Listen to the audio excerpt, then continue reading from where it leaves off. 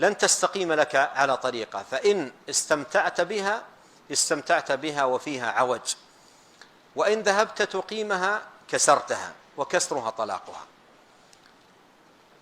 وكثير من المتسرعين يبادر إلى هذا الكسر الذي هو الطلاق، وكثير منهم يبادر إليه عند أتفه الأمور وأقل الأشياء، وهذا من ضعف في هؤلاء الرجال، وعدم تحقق معاني الإحسان واللطف التي تتحقق بها الحياة الزوجية الكريمة.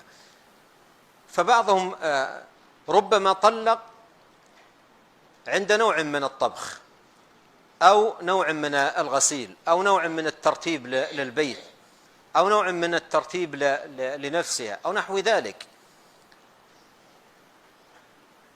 كسرها طلاقها.